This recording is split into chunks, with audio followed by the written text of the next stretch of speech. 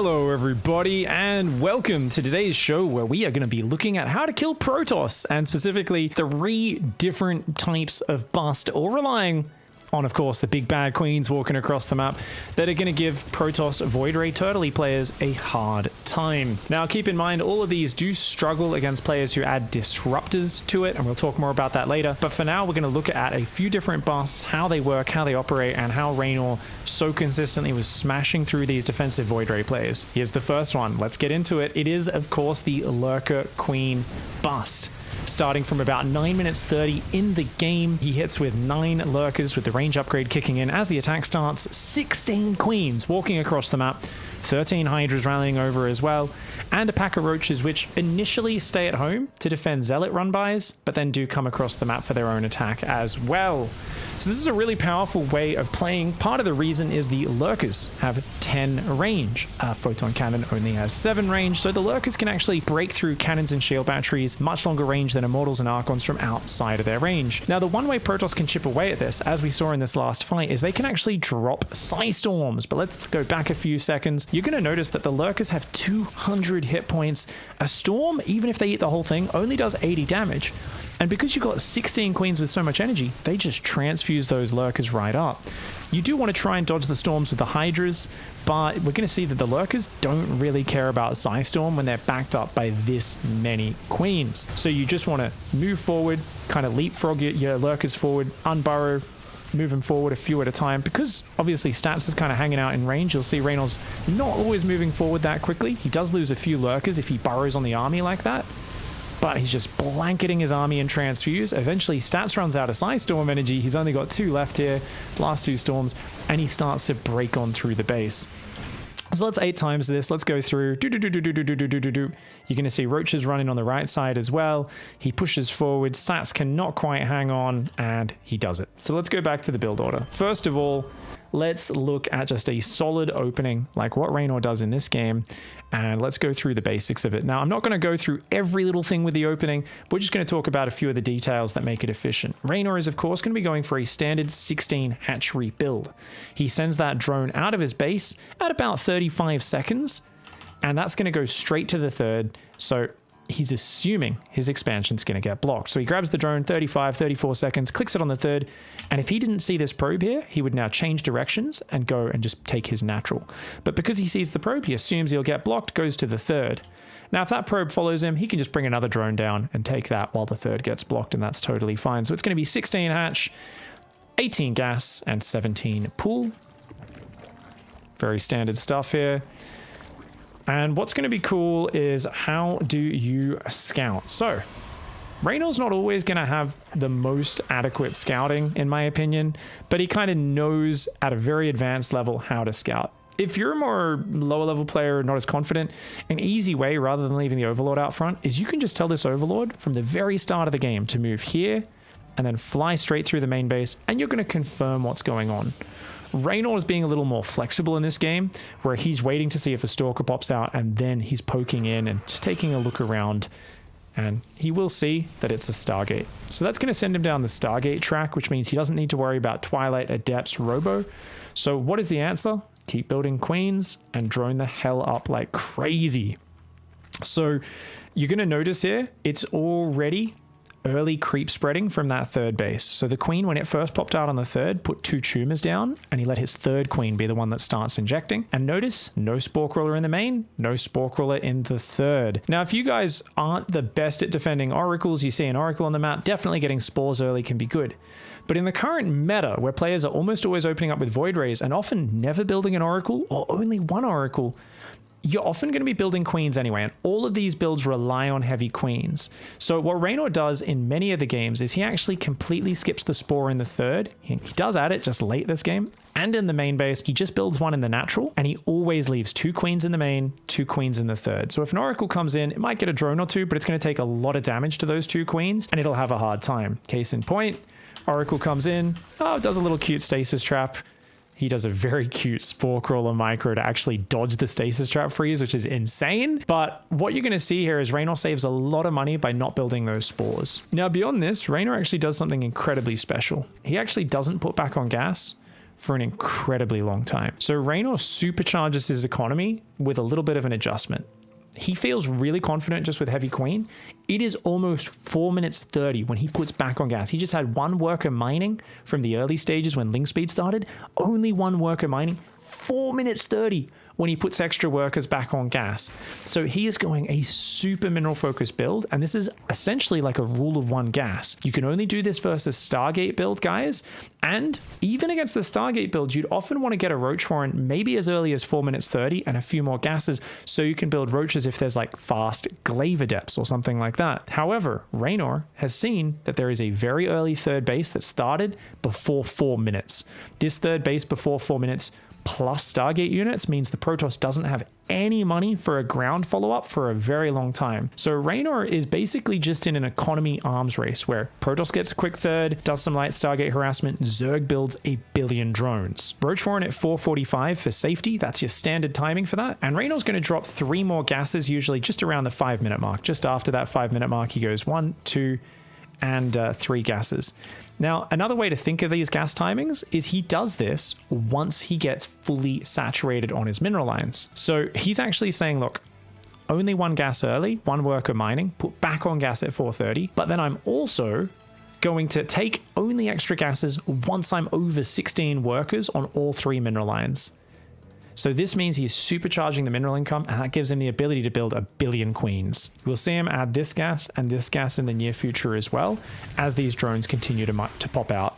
So let's just see, keep an eye on it. You can see he's hitting 66 drones, so he's going to be oversaturated on these 3 bases. Takes that gas. It's a bit busy defending the Oracle, but he'll take that gas and put on that one as well. So the goal here is by about 5:45, Reynor hits 70 workers, 66 to 70 workers, 3 base fully saturated, and he's going to go into non-stop queen production from this point. Up to now, he's been adding some queens when he has the money, but he's on 7 queens. He is going to go non-stop queens from this point. Watch that production tab. 3 queens. Evolution chamber went down as well, by the way, so he'll be starting Roach speed and +1, usually both about the same time. And he's going to drone that 4th up immediately. So this 4th base went down at about 5 minutes 40. So as he's hitting 3 bases saturated, once he's taken all 6 gases, immediately drops a 4th hatchery. And you can see he's very quick to move his queens forward to intercept Void Rays. And if there's an angle like this where the Void Rays can bounce between, very well prepared. He's split his queens up into both locations. So it's going to be really hard for the Void Rays to commit into either of those because the queens have transfused. They've got good range. Stats isn't going to find any damage here. And behind this, as you're droning that 4th base, what's next? That's right, guys, Infestation Pit. Now, when your Infestation Pit is halfway done, you should build a Hydra Den. This is something Reynor consistently screwed up in this tournament, and he admitted in his interview with Katz just yesterday on the Pylon show, he said, I actually honestly hadn't really practiced this lurker timing at all, and I kind of just tried to figure it out as I went. Like I knew what I was meant to do, but it wasn't very tightly executed. So he actually could have done this a lot faster and tighter.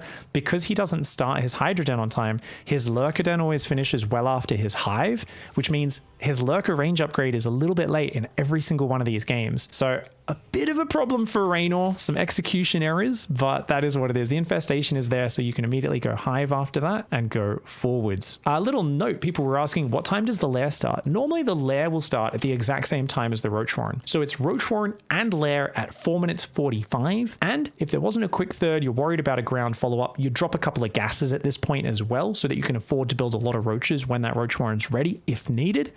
However, if you feel safe, we just delay those gases until we hit over 16 workers on both of these mineral lines. So Reynor's going to go straight up to 90 workers. So Reynor is purposefully overbuilding drones here because he wants to build a whole bunch of static defense. When his lurker push is going, he knows there's going to be a lot of Warp Prism trying to counterattack and Zealot run-bys. So Reynor's already preparing extra drones and extra minerals so that he can build a whole bunch of spores and spine crawlers as needed. Reynor's going to go into the hive here, and only now, at 7 minutes into the game, 7 minutes 20, he starts building his first fighting units. All he had up to now was a few Zerglings and Queens. This is very high level and exceptionally greedy. Now, why is he able to do this? This is because his scouting is exceptional and he's a very high level player who sees exactly what's going on. A lot of players out there aren't going to be comfortable going that greedy, but it's very much about getting a hard read on what your opponent's doing. This comes off the back of how well you scout. Now, I feel like Reynor sometimes just gambles because he thinks his opponent's doing a certain thing, and he admitted to that as well. He did an interview with Harstem also yesterday, and he said, yeah, to be honest, you know, like in my group stage, I lost to Zest and some other players because I kept just seeing a single Void Ray and just assuming they were making 8 Void Rays and a billion workers, and, you know, sometimes I'd just die. So he's a little bit greedy. Basically, he's sometimes caught out. If Reynor was being a bit safer here, he would have more Zerglings covering the map, and he'd be poking in with a pack of Zerglings to scout. So poking in at around this timing is going to check, hey, are there a lot of ground units around that look like they're gearing up for a push?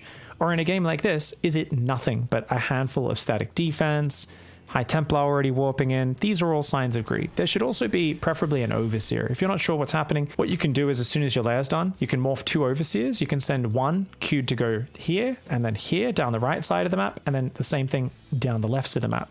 Very unlikely both of those will get caught. One of those should be able to scout your opponent and figure out, oh, okay, yeah, we're going into this sort of game. So this is about as textbook in terms of the greed from Reynor as you would like.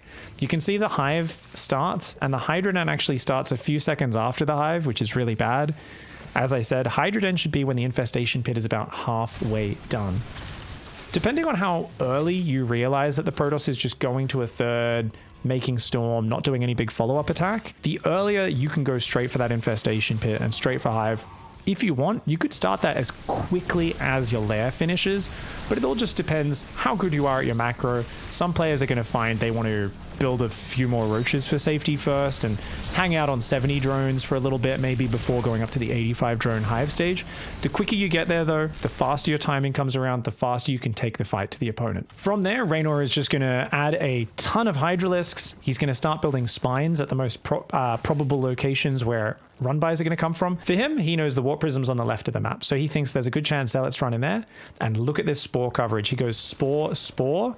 And not just that, he knows a prism could fly past that. He's going to bring these queens across the map potentially. He actually left these 4 queens at home. He's now going to run them over, but he left them there for a long time because he was very worried about that prism drop. He wants to make sure that doesn't get in the main, because if he loses his tech, he's screwed. So he actually builds extra spores behind these ones. He's got spines, and even while he's moving across and morphing lurkers on the front and getting ready to go, Reynor actually leaves all of his roaches at home. So this is really cool. He realizes they're the more mobile unit. He needs to be ready to defend Zealot run-bys. If you've got really good map coverage, if you've got like Lings or Overlords everywhere, you haven't seen a Warp Prism on the map, you could probably risk just bringing these straight across the map with your army. And what you might even want to do is send those straight across to, say, the 4th base, pull their army over there, allowing your Lurkers to get forward. Because one of the problems that you could run into with this build is if they run forward and intercept you, you're going to really struggle. But that is it, guys. Once you get the push going, you move those Lurkers forward, you get in their face, the Zealot run-by gets defended by Spine Crawlers and Roaches, and a really simple, clean finish. So let's look at this when things don't go quite so well. All right, so now we're going to take a look at this exact same push in the Grand Finals against Zest, and we're going to see much better prepared Protoss shut this down. First of all, Reynor starts off a little indecisive, looking like he wants to go to the south of the map, and he decides, screw it, let's just go through the middle. The problem in this game is we get to see what happens when, even though there is still a Zealot run-by going in, and once again, Mass Spine Roach, Reynor super well prepared, Zest has already got a 5th base on the way. First of all, what the hell, you greedy bastard. 83 probes. He actually played against the same sort of mega greedy opening from Reynor, but because Zest realized what he was up against and he was scouting, and he was like, you have no fighting units. He took a 4th base at like 5 minutes 40. This is like the earliest 4th you've ever seen. He's already got cannons and batteries up, and check this out, 6 High Templar from way earlier. Look at how much energy they have. I personally would probably even go 8 High Templar here against this push, but even here, watch the way Zest uses these High Templar. He's also built Immortals and an Observant non-stop, so he's going to have a 5th Immortal popping in a moment. So he's got 5 Immortals, great for gunning down Lurkers. He's got a shitload of Psy Storm, amazing for dealing with the Hydras, and feedback for the Queens. So watch the way Zest deals with this. He sees this push coming, and I actually, if I was Zest, I would have moved forward and started fighting it over here. Because of the way this push works, notice even though I mentioned Reynor once again is really late on his upgrades, he should be about 30 seconds faster on these, maybe 40 seconds, but he's never going to have adaptive talons, the lurker speed when he's moving across the map. Despite Reynor's sloppiness with the execution, he's never going to have that. So he can't really jump on your army. Even this small force, Hydras can't do shit, Roaches can't do shit. They'll get blitzed by Storm and Immortals. Lurkers can't really siege on your army. So what you want to do is, it's like fighting a tank push. You want to go forward, kill a lurker, force them to burrow, pull back. And you just sit just out of lurker range. Every time they try to unburrow and move forward, you kill a lurker, storm them, pull back. So that he went a little too far there, did Zest in that scenario. But notice the Roaches are really useless in the actual push. Because they just get gunned down by Immortals, Roaches just aren't very good. And he basically says, hey, anytime you push forward, I'm going to slow you down. Now check this out. Oracle, perfect form of detection. It sees everything that's going on. You don't need to bother microing an observer necessarily. And he's actually trying to get to carriers as Zest. There's a few different ways you could do this. You could add disruptors. Like I said, best way to deal with any mass queen push. Really good versus lurkers as well. Carriers is obviously a very well-rounded unit. If he can get to 6 carriers, his 3rd and 4th are about to pop, so just 2 more after that. This is a crazy big problem for the Zerg to deal with. Let's take a look at it. So check this out. Watch what the High Templar do. 1, 2, 3 feedbacks on those front queens and a big Psystorm. He goes really deep on that army with the Psystorm. He hits like 9 queens with that Psystorm and he comes forward and drops another one. Now, he's not actually killing units with this, but what he's doing is he's getting...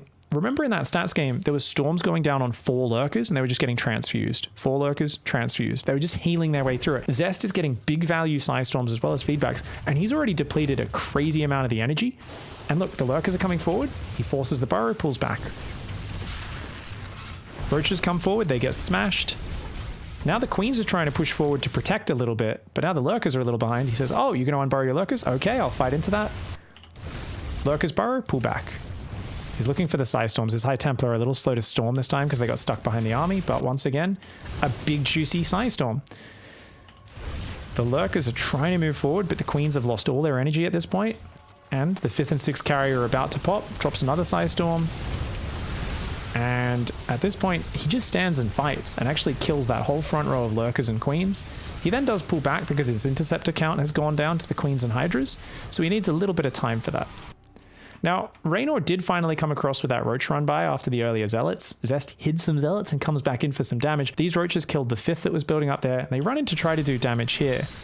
This is what the roaches can be good for, is distracting, counterattacking, and allowing you to get across the map. But in this scenario, it was too late and too little. And you could see that Zest just crushed the push in the middle. And he's up to 6 carriers now. He's got High Templar. Yes, he's lost all his Immortals, but he absolutely annihilated that army. This is a huge problem. So let's go back a little bit to when he's setting up the push and talk about distracting your opponent. First things first, let's keep in mind that Zest realized that if you're going to be super greedy and build a unit that can't really attack me en masse, queens, with no other fighting units, I don't need to really worry about a fast push. Queens are the slowest push of all time. And he played incredibly greedy versus it, so he matched Reynor's greed. So first of all, Zest is coming at this from a much better position than Stats, whereas Stats sat on 3 base and 70 workers for a long time. Zest went straight to 80, 85, and a 4th base. So it's a different situation where Zest has more to work with than Stats, because he realized that Reynor had no aggressive potential off what is essentially mass queen, mass drone, and nothing else in the early game. The next thing we've got to take into account here is the fact that this is a one-directional push, which rather than letting it siege right on top of the base, Zest goes out and intercepts on the map and starts wearing it down. This is where if you come into a meta where you're trying to force this push and the players are anticipating it, they're scouting it, they're intercepting you, as a Zerg, you've got to do something to pull your opponent's attention away. Now, in this game, there was a few too many roaches. Reynor built too many roaches. If he had some more hydras with this push, they would have added a bit more ranged, flexible firepower to try and hurt these Immortals and Archons and ferry forward. But if you do have this many roaches, you got to remember that because they're short ranged, they're going to run forward and just die to this sort of stuff. And Lambo's pointed this out talking about the build as well. So you would rather have, I think, more of an effort to get map control as Reynor. Get out there and send overlords around the edges of the map or roaches, clear up the zealot run-bys, and then send these roaches. If these roaches were already all in a big pack of 24 roaches moving through the north, it's very hard for him to come and slow your push down if you've already got 24 roaches running in from the north to this base, or running in from the south and hitting this base.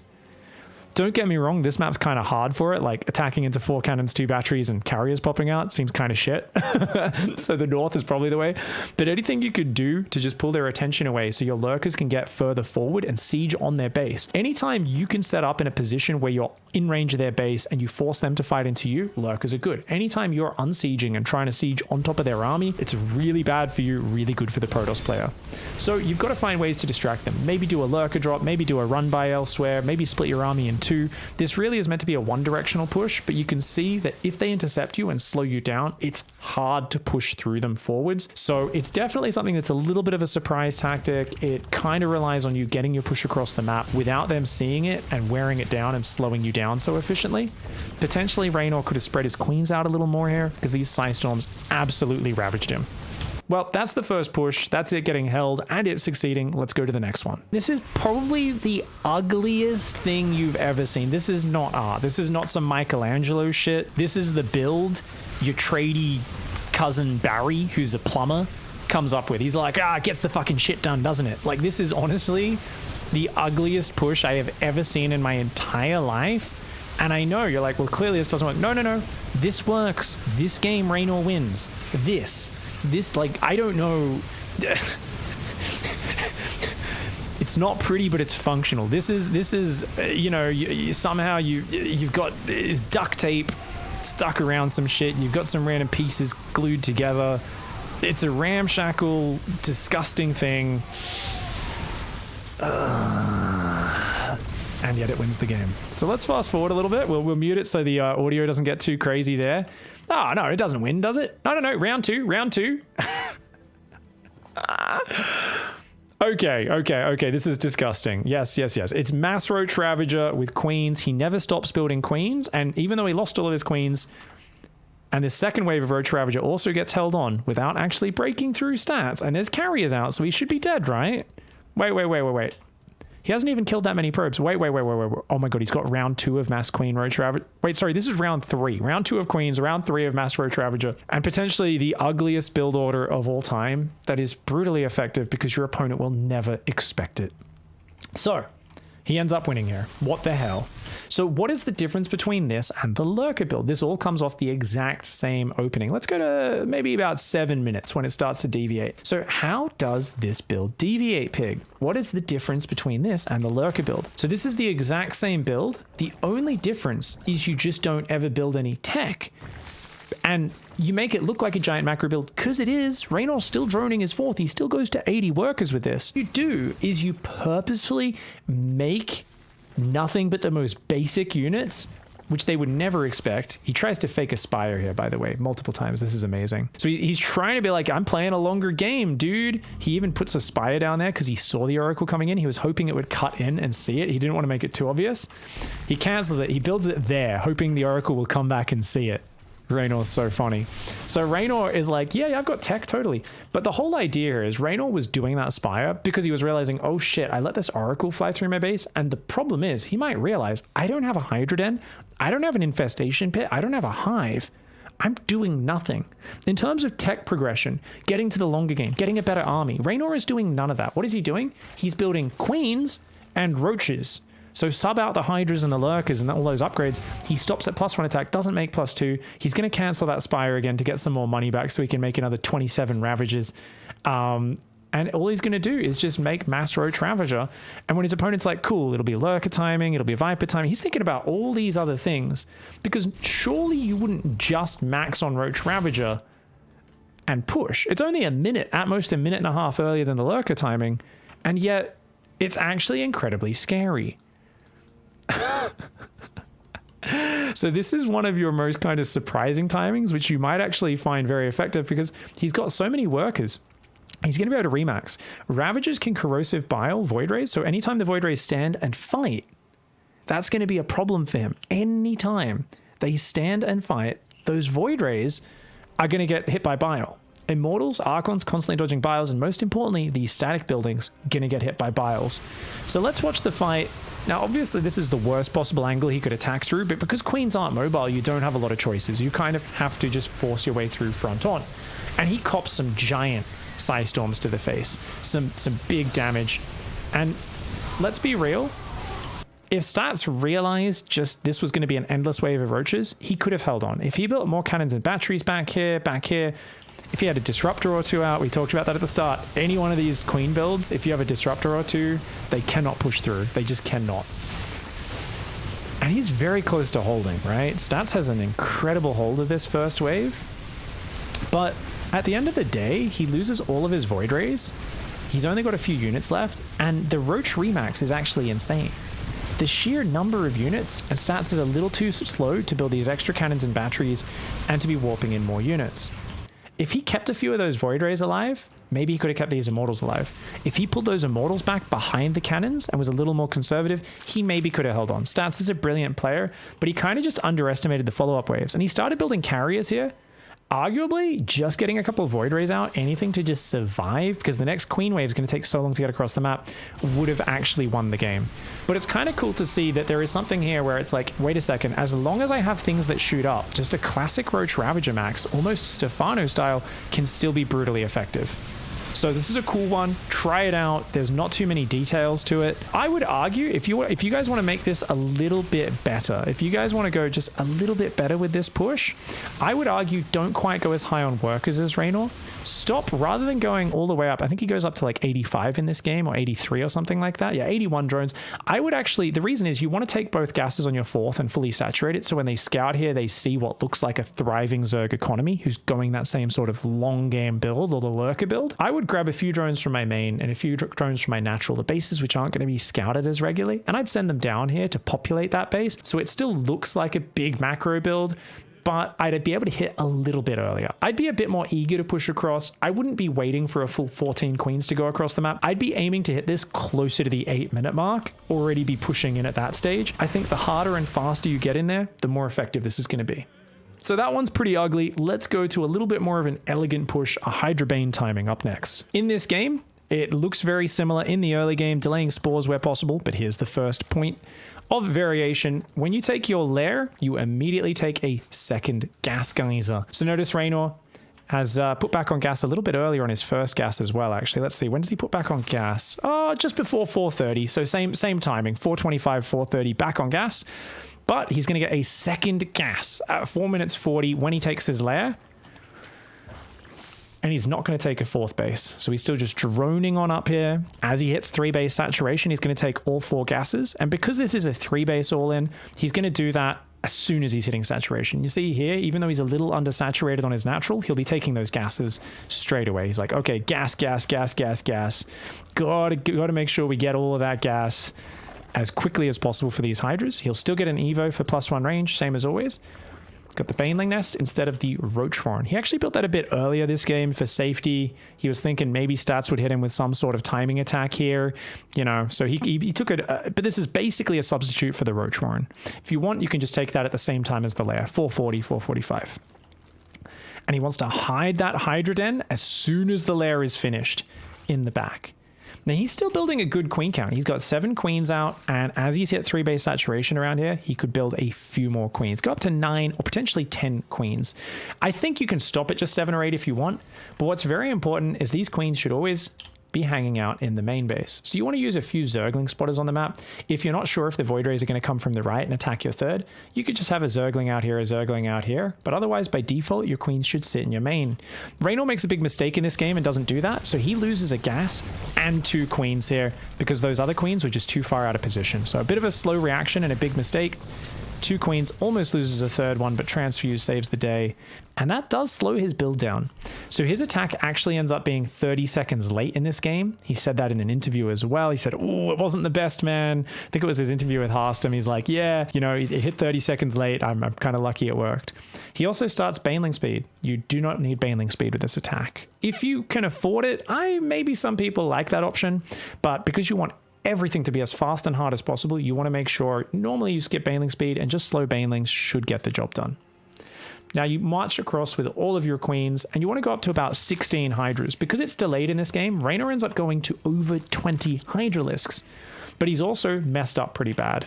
his Groove Spines is not ready. It should be ready, and he should be hitting at 7 minutes 15. As you can see, he's very late.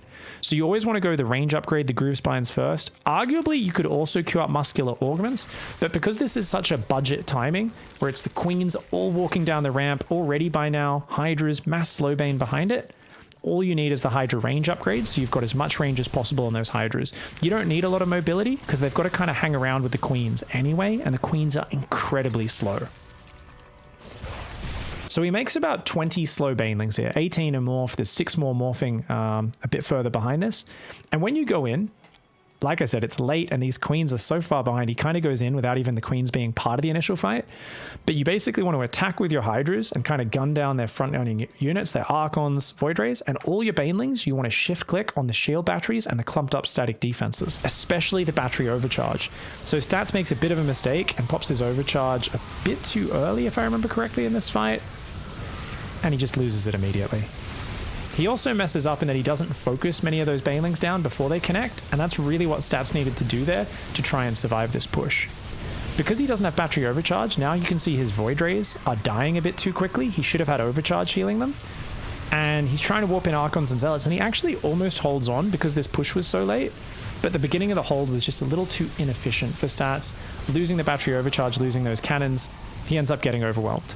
So let's go back and take a look at that and say it's very important you hit hard and fast. Why? Because if they get Archons out and they use them in the Void Rays, what they can do is they can have the Archons and the Void Rays standing here on hold position even potentially, overcharge one of these batteries when you come in, and if they can even hold position Void Rays, if they're out of range of the Hydras and Queens, they'll just attack whatever's in range of them.